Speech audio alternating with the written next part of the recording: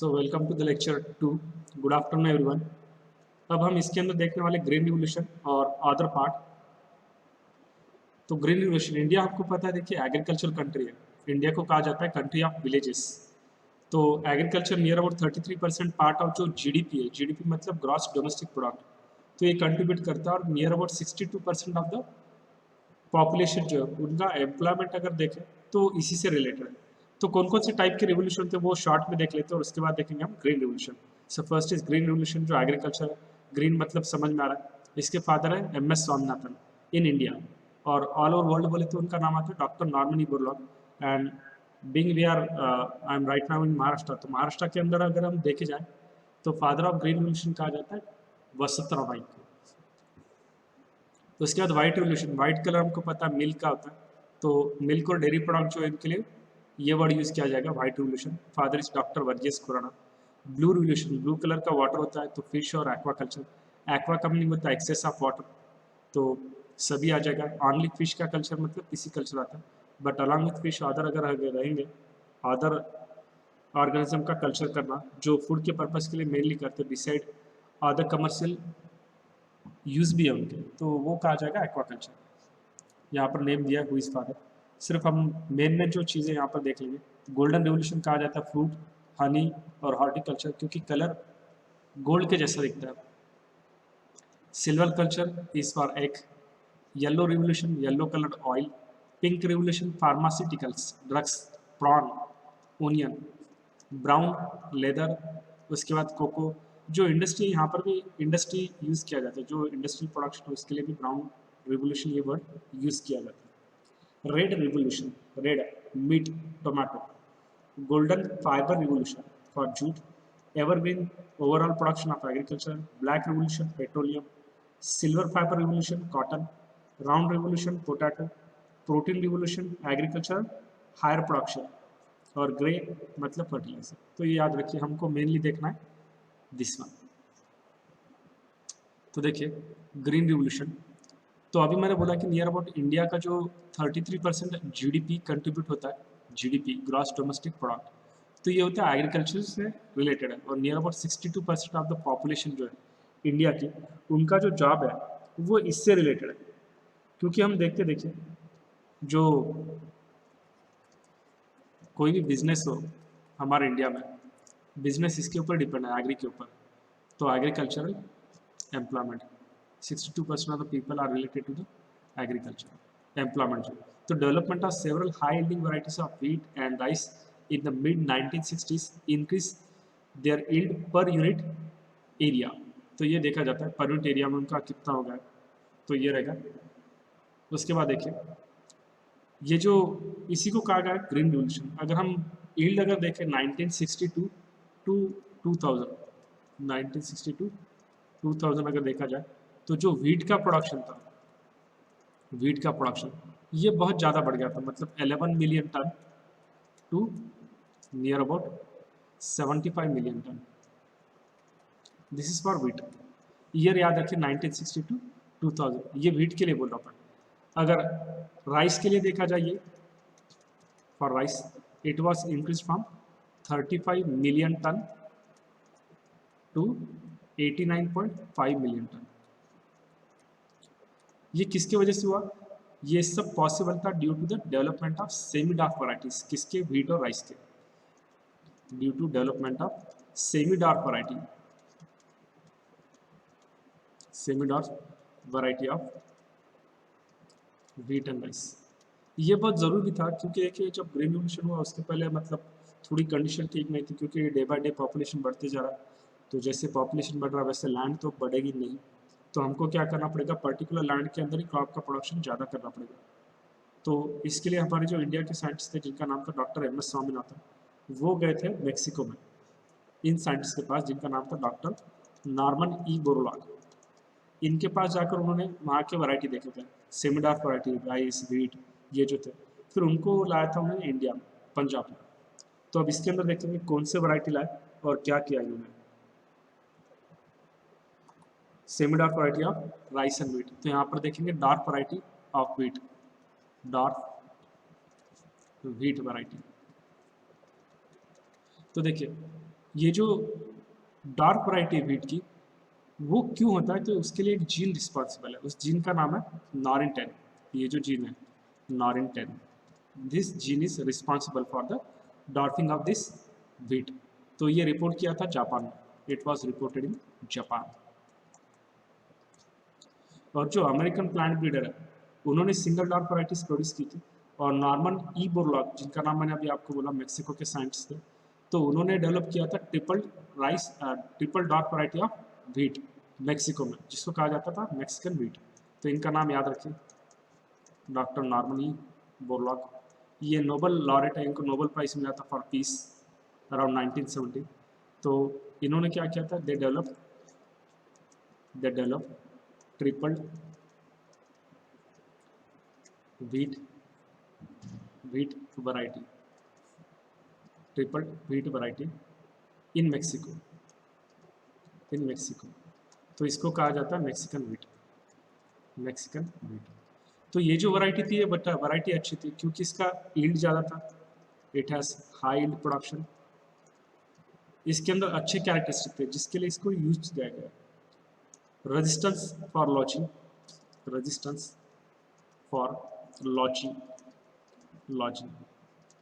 अब इस लॉजिंग का मीनिंग क्या होता है, देखिए कुछ प्लांट का ये जो इंटरनोड रहता है ना, जो specially lower internode, sugar cane में दिखता है ना हमको ऐसे नोड इंटरनोड, तो ये जो लोअर इंटरनोड होता है, ये प्रॉपरली वर्क नहीं करता, वीक हो जाती है, जिसकी वजह से ये प्लांट नीचे फॉल होता है सॉइल के ऊपर, जिसके वजह से इनके ऊपर इंसेक्ट अटैक करेंगे और वो जो क्रॉप है डैमेज होगा। तो ऐसा नहीं होना चाहिए। तो ऐसी वैरायटी थी इस वीट की, उसके अंदर रेजिस्टेंस था लॉजिंग के लिए, ऐसा नहीं होता था। तो रेजिस्टेंस टू लॉजिंग ये उनका one of the important characteristic था। उसके बाद कॉमन पैथोजन और जो पेस्ट है, इसके अगेंस्ट भी वो रेजिस्टेंस होते हैं, कॉमन पैथोजन एंड पेस्ट, इसके अगेंस्ट भी रेजिस्टेंट था। किसको, ये जो वीट की वैरायटी थी, कहाँ की, मेक्सिको की। किसने बोला, doctor Norman Borlaug, and it was there. तो पेस्ट रेजिस्टेंट था। उसके बाद वो थे फोटो इनसेंसिटिव, यानी कि ज़्यादा अगर लाइट भी अगर रही तो इनको उतना हार्म नहीं कर सकते। तो ये इनका ये भी कैरेक्टरिस्टिक है, फोटो इनसेंसिटिव। तो ये कैरेक्टर है। उसके बाद अगर देखा जाए तो ये फर्टिलाइजर को बहुत अच्छी तरह से रिस्पॉन्स देते थे, fertiliser responsiveness. These are the useful characteristic. तो फिर वैरायटी कौन सी बनी यहाँ पर, देखो हाई था, इनके अंदर रेजिस्टेंस था for lodging, common pathogen, pest resistant, उसके बाद मैंने बोला फोटो इनसेंसिटिव, फर्टिलाइजर को ये रिस्पॉन्स दे रहे, और इनको टाइम भी कम लगता था ग्रोथ के लिए। तो have small period for growth. ये सब इनके कैरेक्टरिस्टिक है इस वीट वैरायटी के, कि जो फेवरेबल है। तो फिर हमारे साइंटिस्ट ने ये वैरायटी जो थी वहाँ से यहाँ पर लाई। तो ये जो वैरायटी दिख रही है सोनोरा 64 एंड लर्मा रोजो 64, ये इंडिया में लाई गई और इनको मॉडिफाई किया गया by means of gamma mutation. Gamma rays जो रहता है, मैंने बोला था कि वो म्यूटेशन इंड्यूस करता है, तो वो जब पास हो गया उस प्लांट के अंदर, तो वो जीव को इस तरह से मॉडिफाई करेंगे कि वो हमको यूजफुल प्रोडक्ट देगा, जैसे मैंने आपको ये कैरेक्टरिस्टिक बोले आपने। तो वैसे, तो कौन से वैरायटी थे वो, सोनोरा 64 एंड लर्मा रोजो 64, ब्रॉट टू इंडिया, ये इंडिया में लाई गई थी, ब्रॉट टू इंडिया। और इसके अंदर मॉडिफिकेशन किया गया था by means of gamma rays, modified with the help of gamma rays. तो ये जो गैमा रेस थे इससे, सो दैट ये क्या कर सकते हैं, यानी कि इनको मॉडिफाई इस तरह से किया गया सो दैट ये हमारे इंडिया के अंदर अक्लमटाइज हो सके, एडाप्ट हो सके। तो ये इसका इंपॉर्टेंट फंक्शन था, तो इसके लिए so that they can adapt in the agriculture of India. तो ये याद रखिए, ये इतना वीट में। और उसके बाद और दूसरी भी वैराइटीज है, इनके ये जो नाम दिए ना 63, 64, ये इनका ईयर ऑफ डिस्कवरी पर ही दिया। और बोलता हूँ देखिए यहाँ पर, उसके बाद देखिए जो 1963 के अराउंड, इन 1963, क्योंकि नाम हमको यहाँ पर दिख रहे, देखो लर्मा रोजो 63, 64, तो ये मीनिंग ही वैसा है। तो जो मेनी वैराइटीज है, किसके, मेनी वैराइटीज ऑफ सोनालिका, जो वैरायटी थे सोनालिका, उसके बाद कल्याण सोनालिका एंड कल्याण सोना, इनको भी इंट्रोड्यूस किया गया था इंडिया में, इंट्रोड्यूस्ड इन इंडिया।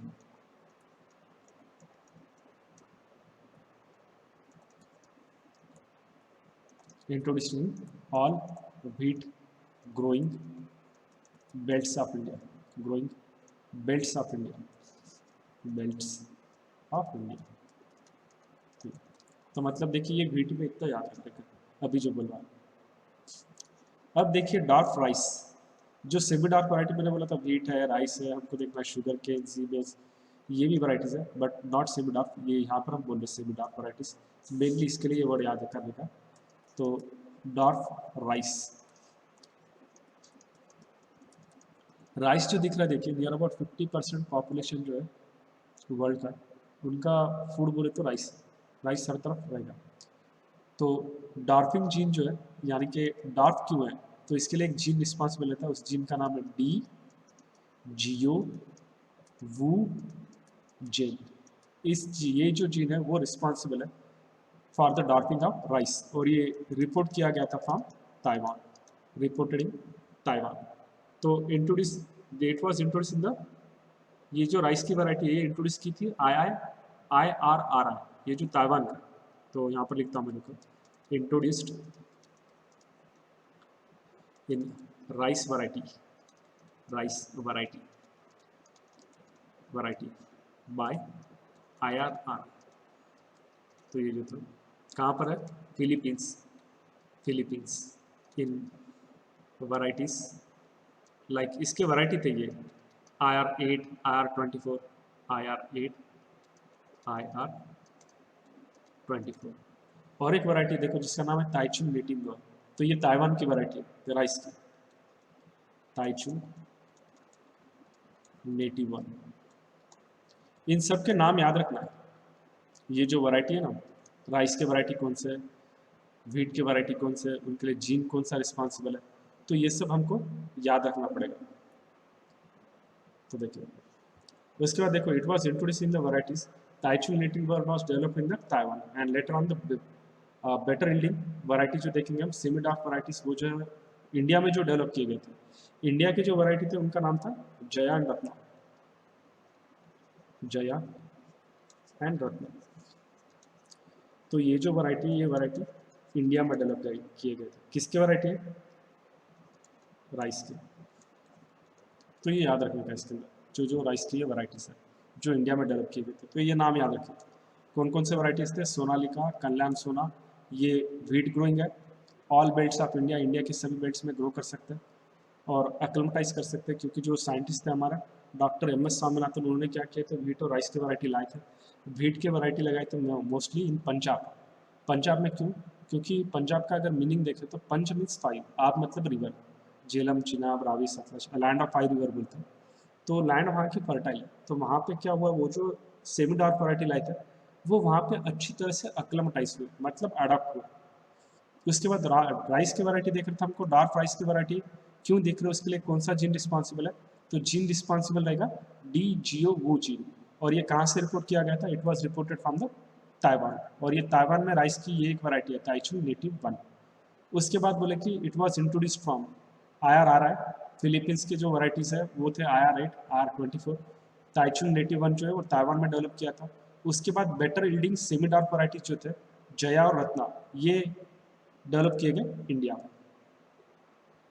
उसके बाद देखिए शुगर केन,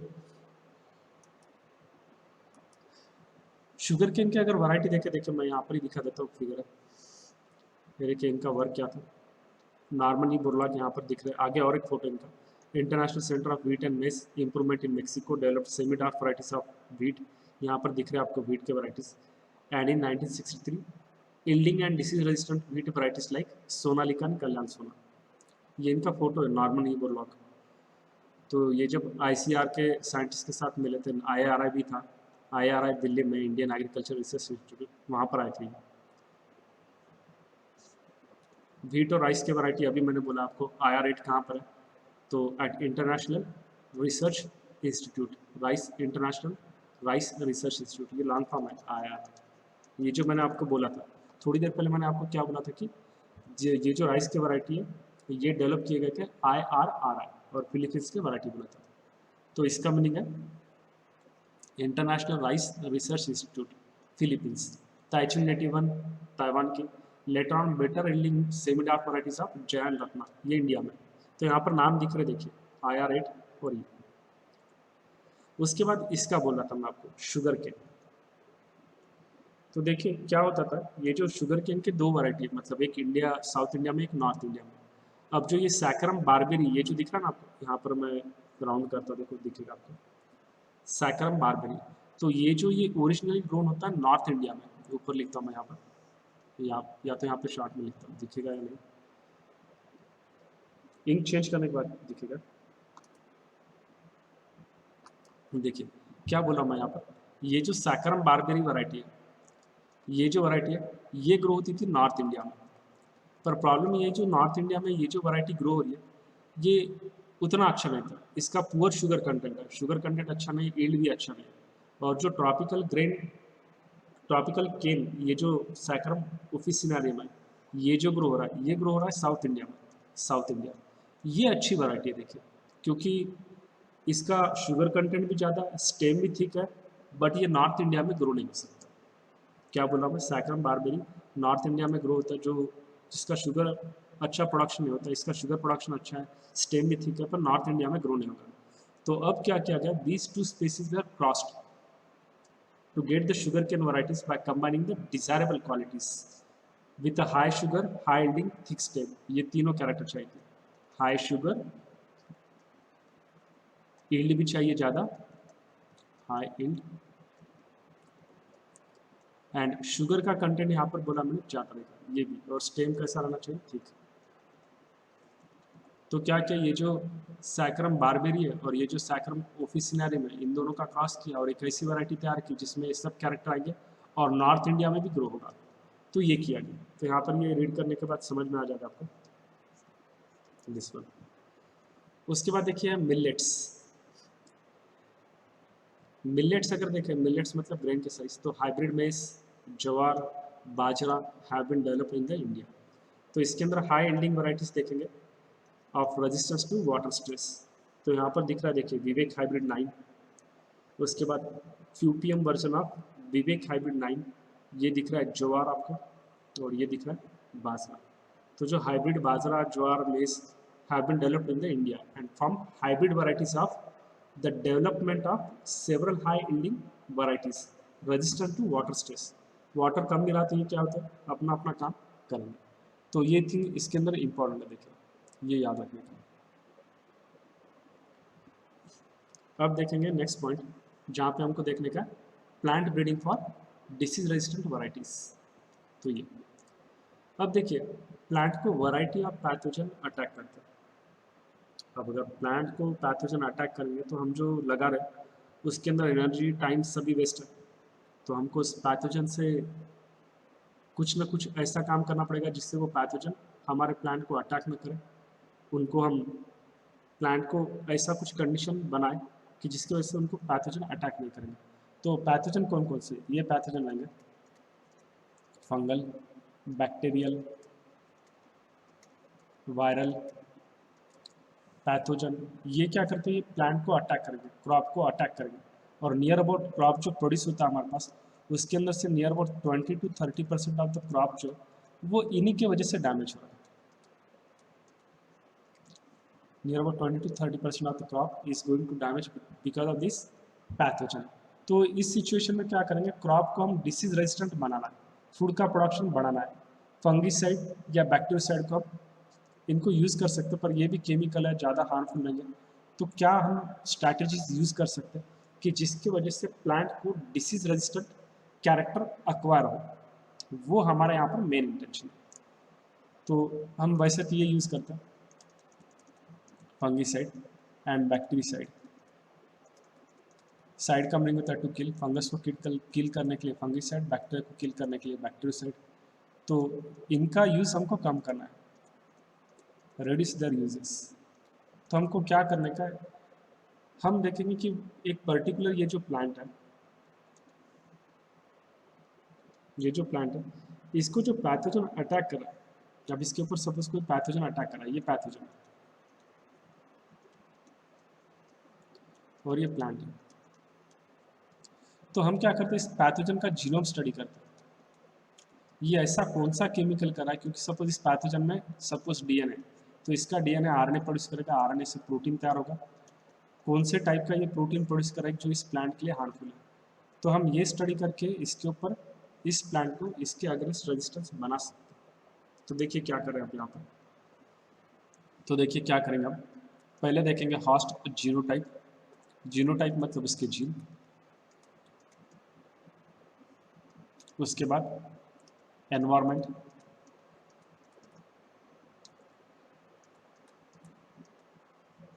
उसके बाद पैथोजन जीनोटाइप, पैथोजन जीनोटाइप। तो देखिए, तो जो डेवलपमेंट होता है डिसीज के अंदर, प्लांट जो डेवलप होता है interaction among the in factor की वजह से, हॉस्ट जीनोटाइप, पैथोजन जीनोटाइप और एनवायरमेंट, कि हॉस्ट के जीनोटाइप कैसे, पैथोजन के जीनोटाइप कैसे, क्योंकि अब मैंने बोला कि कैसा होगा। तो some host genotype means if we consider about this thing, some host genotype possess the ability to prevent the pathogen strain from producing a disease.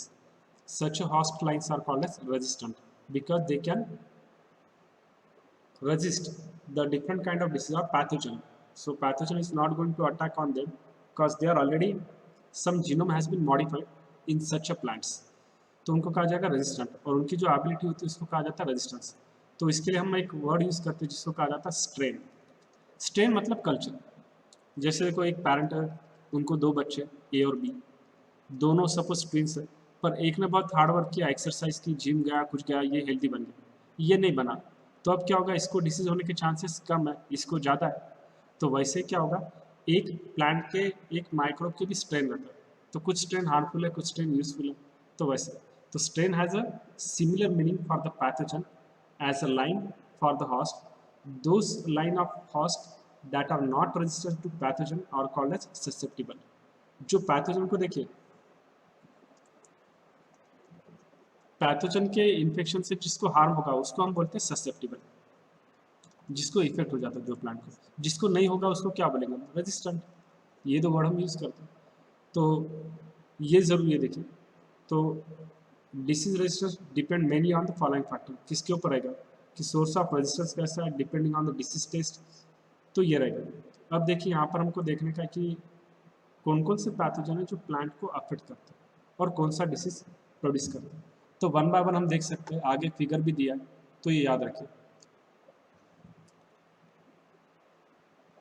यहाँ पर दिख रहा है देखिए, plant breeding for disease resistant variety, crop loses about 20 to 30%, ये बोला मैंने आपको। Disease resistant cultivars enhance the food production, help to reduce the use of fungicide और बैक्टीसाइड, ये हमको कम करना था।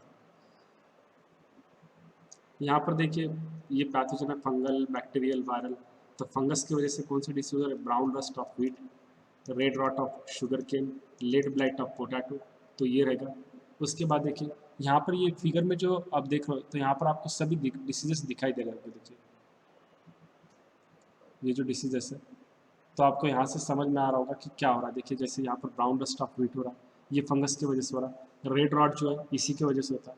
शुगर केन में दिखता ना आपको लाल कलर कभी कभी कट करने के बाद, तो वो इसी की वजह से होता है। फिर लेड ब्लाइट ऑफ पोटैटो, उसके बाद bacterial black rot of crucifer, ये एक है। तो ये जो लेड ब्लाइट ऑफ पोटैटो, ये हमको पता है, ये इसका नाम कब आया था, आयरलैंड फैमिन 1845 में। इधर इंफॉर्मेशन बोलता देखिए, फिर आगे और बोलने आएगा आपको। शॉर्ट में वन बाय वन डिसीज का बोलता, वो भी याद रखिए। देखिए ये जो लेट ब्लाइट ऑफ पोटैटो, आगे मैंने फिगर दिखाई आपको, लेट ब्लाइट ऑफ पोटैटो, इसमें क्या क्या याद रखना है वो बोल देता हूँ। तो ये डिसीज फेमस था कब, जब आयरलैंड फामाइन हुआ था, कब, इन 1845 में, आयरलैंड फामाइन। तो ये डिसीज सभी पोटैटो में होता है, जो ग्रोइंग होता है पूरे ऑल ओवर वर्ल्ड, पूरे वर्ल्ड में जितने पोटैटो, उनको इस फंगस की वजह से ये डिसीज हो सकता है। तो ये अंडर कूल और मॉइस्ट कंडीशन में होगा, क्योंकि फंगस वहीं पर ग्रो होता है। किसकी वजह से होता है ये लेड ब्लाइट ऑफ पोटैटो, तो ये हमको पता है। ये मैंने एक लेक्चर देखी, आप अगर मेरा लेक्चर देखोगे बायोलॉजिकल क्लासिफिकेशन में जहाँ पे मैंने फंगस एक्सप्लेन किया, तो वहाँ के आप लास्ट के स्लाइड देखिए, वहाँ पर मैंने ये पूरी तरह से एक्सप्लेन किया। तो भी यहाँ पर बोला फाइटोप्थोरा पल्मीवोरा, पर वो लेक्चर देख लीजिएगा। पल्मीवोरा नहीं नहीं, ये पल्मीवोरा नहीं रहेगा। लेड ब्लाइट बोले तो यहाँ पर ये रहेगा इन्फेस्टिवस, ये जो पैथोजन है इसकी वजह से होगा। फाइटोप्थोरा इन्फेस्टेंस, तो ये जो पैथोजन है इसके वजह से लेड ब्लाइट ऑफ पोटैटो होगा। और ये डिसीज क्या करता है, it will kill the foliage of crop, kill foliage. Foliage का मतलब क्या होता है, जो लीफ है, लीफ को ये क्या करेगा, डैमेज करेगा। Kill the foliage of plant, इसको अटैक करता है ये। एंड दिस डिसीज, ये जो डिसीज है ये सिर्फ नॉट ओनली पोटैटो ट्यूबर को ही अफेक्ट कर रहा है, but also to go into the advance stage, और स्टोरेज कंडीशन में भी ट्यूबर को ये अफेक्ट कर सकता है। तो फंगस की वजह से हो रहा है मेनली डिसीज। सिम्टम अगर देखा जाए तो यहाँ पर क्या होता है कि वाटर सोप या हाइड्रोटिक एरियाज के अंदर इसके मार्जिन दिखते हैं, टिप है, लोअर लिपलेट है, तो वहाँ पर ये अटैक करेगा। और जो इन्फेक्टेड लीफ जो दिखते हैं इसके अंदर, उनके ऊपर डिफरेंट कलरेशन दिखाएगा, मतलब ब्लाइटेड दिखते हैं, रॉट अवे दिखते हैं, और एक उसके अंदर से गंदी स्मेल आती है। तो ये होगा इसकी वजह से। तो फिर करना क्या है, अगर ये लेट ब्लाइट ऑफ पोटैटो ये हो रहा है तो हम क्या कर सकते हैं।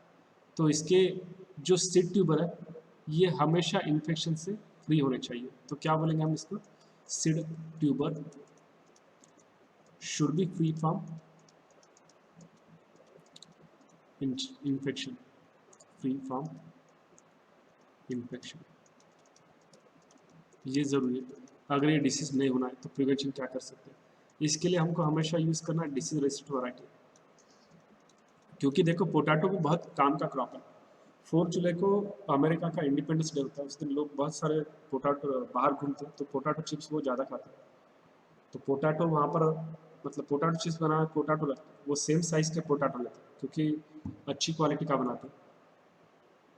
तो अब उसको ये फंगस अफेक्ट कर रहा है, फाइटोप्थोरा इन्फेस्टिस, जिसकी वजह से ये लेड ब्लाइट ऑफ पोटैटो हो रहा है। तो उसके अंदर से एक तो गामा रेस पास करता है, जिसकी वजह से उसको स्पोर फॉर्मेशन नहीं होता, खराब नहीं होता। और वैरायटी चूज़ करते वक्त हमको इसकी डिसीज रेजिस्टेंट वैरायटी यूज़ करना पड़ता है, या तो हम इसको यूज़ कर सकते हैं जो फंगिसाइड, तो फंगिसाइड यूज़ करके हम ये करेंगे। उसके बाद देखिए वहाँ पर और एक डिसीज दिखाया था जिसका नाम था लूज स्मट ऑफ व्हीट। यहाँ पर दिखाई दे रही फिगर, आगे जो दिखाया जाता है व्हीट के अंदर में दिखाया था यहाँ पर, इसमें फिगर नहीं आ रखी, तो याद रखिए लूज स्मट ऑफ व्हीट, ये जो रहता है ये भी होगा फंगस की वजह से। अगर इसका पॉजिटिव एजेंट अगर देखें, कॉज किसकी वजह से हो रहा है, पॉजिटिव एजेंट, इसका पॉजिटिव एजेंट अगर देखें तो ये रहेगा फंगस, उस्टिलागो नूडा, और व्हीट के ऊपर अफेक्ट करा इसलिए इसका नाम लिया टिटिकी। तो ये रहेगा। सिम्टम क्या रहते हैं इसके अंदर, इफेक्टेड ये जो इन्फ्लोरेसेंस है उसको ये अफेक्ट करेगा, लीफ शीट को अफेक्ट करेगा, स्मर्टेड डिफॉर्म, डिफॉर्म मतलब क्या रहता है सर, उसको डिफॉर्म मतलब समझ में आता है, जो इन्फ्लोरेंस। इसके कंट्रोल मेजर मतलब कैसा कंट्रोल करते हैं इसको, कंट्रोल करने के लिए क्या कर सकते हैं हम, same disease resistant varieties use करेंगे हम इसके, susceptible environment disease prone area से इसको ये करेंगे, अवॉइड करेंगे। उसके बाद देखिए ब्लैक रस्ट ऑफ व्हीट, ये मैंने बोला था ये हो गया ब्लैक रस्ट ऑफ व्हीट। तो अब ये किसकी वजह से होता है, इसका कॉज रहेगा पुकनिया, पुकनिया ग्रामिनिस, ग्रामिनिस ट्रिकी, ये नाम याद रखें, ट्रिटिकी, ट्रिटिकी, ये जो रहेगा। तो इसके वजह से होता है। और इसके अगर सिम्टम देखें, ब्लैक रस्ट दिखेंगे स्टेम के ऊपर, और लीफ और जो स्टेम होगा दोनों को अफेक्ट करेगा। वहाँ पर ब्राउनिश कलर के स्पोर्स डेवलप होते हैं, स्पेरिकल ऑब्लॉन्ग जो रहता है वो, तो इसकी वजह से वो हार्म होगा। और इसको अगर हमको कंट्रोल करना है तो सेम ऊपर की स्ट्रैटेजीज हम यूज़ कर सकते हैं जो यहाँ पर मैंने कंट्रोल मेजर बोले, क्योंकि डिसीज रेजिस्टेंट वैराइटीज यूज़ करना है, फंगिसाइड यूज़ करना है, ससेप्टिबल एनवायरनमेंट से उनको प्रिवेंट करना है, तो ये सब चीज़ें यहाँ पर आएंगी। उसके बाद बैक्टीरियल ब्लाइट ऑफ राइस अगर देखें, बैक्टीरियल ब्लाइट, वाइस, ये सब डिसीजेस है बैक्टीरियल ब्लाइट ऑफ वाइस। तो ये होता है बैक्टीरिया की वजह से। उस बैक्टीरिया का नाम है ज़ैंथोमोनास। तो ज़ैंथोमोनास से होगा ज़ैंथोमोनास ओराइजा, ओराइजा। तो ये, तो इन्फेक्टेड जो टिश्यू रहेंगे राइस के अंदर वो कोलैप्स हो जाते हैं, वो डाइजेस्ट होते हैं बाय बैक्टीरिया, लेसन दिखते हैं वहाँ पर, यानी कि पिंक कलर के या रेड कलर के, वो लार्ज होता है। तो ऐसा उसको अफेक्ट होगा।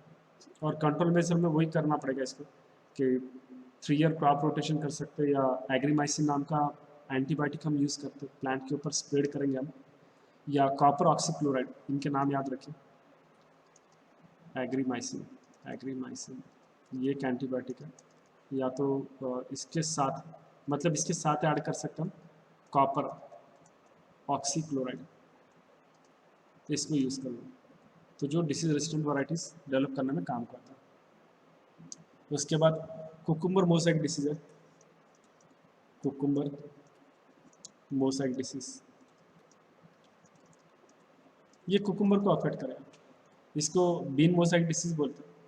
तो ये सिंगल स्ट्रैंडेड आरएनए वायरस से होता है, जिसको कहा जाता है कुकुमो वायरस, कुकुमो वायरस। इसके अंदर सिंगल स्ट्रैंड आरएनए, तो इस वायरस से अफेक्ट होगा ये कुकुम्बर, मेलन, स्क्वैश, ग्लैडोली, बनाना, सीरियल, स्पिनच, पेपर, उसके बाद ग्राम, ये जो सभी प्लांट होते हैं इन सभी को ये अफेक्ट करता है। और प्लांट को अटैक करेगा 5 to 6 वीक के अंदर, और इन्फेक्टेड प्लांट को डेवलप होना स्टार्ट हो जाएगा बंच या बुशी एपियरेंस, और फिर वो फॉल हो जाता है। तो कंट्रोल करने के लिए हम इसके डिसीज रेजिस्टेंट वैरायटी यूज़ करेंगे। तो ये है। उसके बाद बहुत सारे डिसीजेस, जैसे रूट नॉट डिसीज है, टोमेटो और ब्रिंजल में होता है। तो या किसकी वजह से होगा, वहाँ पर और एक वर्म का नाम आता है मेलाडोगाइन इंकोग्नेशिया, तो उसकी वजह से इनके फ्रूट अफेक्ट होता है। तो ये भी याद रखने का कि जो ये डिसीज बोला था मैं, root knot of tomato and brinjal, यहाँ पर लिख लो root knot of tomato and brinjal, root knot of tomato and brinjal. Theoretical topic है, इसके अंदर एक्सप्लेनेशन ही ज़्यादा है ऑफ टोमेटो एंड ब्रिंजल। तो इसके अंदर क्या होगा, ये डिसीज क्वाइट कॉमन होता है सभी वेजिटेबल में, और स्पेशली क्लाइमेट जहाँ पर वार्म होता है वहाँ पर, शॉर्ट माइल्ड विंटर में। तो इसकी वजह से क्या होगा, यहाँ पर क्वालिटी ऑफ फ्रूट अफेक्ट होती है। और डिसीज ये किसकी वजह से हो रहा है, एक रूट नॉट निमैटोड की वजह से, जिसका नाम मैंने आपको बोला। और आगे बायोटेक्नोलॉजी में भी आएगा ये वर्म का नाम मेलाडोगाइन इंकोग्नेशिया, जो क्या करता है रूट कैंकर डेवलप करता है टोबैको प्लांट में भी। तो ये है मेलाडोगाइन इंकोग्नेशिया, इसका नाम याद रखना है। तो सिम्टम क्या होता है इसके अंदर, well lateral root develop, number of spherical elliptical swelling होते हैं, गॉल्स होते हैं, और अप टू डायमीटर 2 और सेवरल टाइम डायमीटर जो रूट होता है वो अफेक्ट होगा। और इसके अंदर ग्रोथ जो रहेगी रूट की वो कम हो जाती है, स्मॉल हो जाता है, रूट अफेक्ट होता है उसमें। तो ये होगा। तो कंट्रोल करने के लिए हम बायोलॉजिकल कंट्रोल कर सकते हैं, nematode infested soil inoculated with the spores of bacteria. Bacteria जो एक है उसका नाम था पेस्ट्यूरिया, उस बैक्टीरिया को हम यूज़ कर सकते हैं, उसके स्पोर्स, या फंगस डैक्टिला बोलकर है उसको यूज़ कर सकते हैं, या तो वैम यूज़ करना है। वैम मतलब जहाँ पे माइक्रोराइजल एसोसिएशन रहेगी रूट के साथ, तो ये काम को आता है। उसके बाद flooding of fields eliminate the root knot nematodes, और स्टीम स्टरलाइजेशन, फ्यूमिगेशन कर सकते हैं, जिसकी वजह से इनको निमैटोड अफेक्ट नहीं करेंगे। तो इतना यहाँ पर याद रखना है।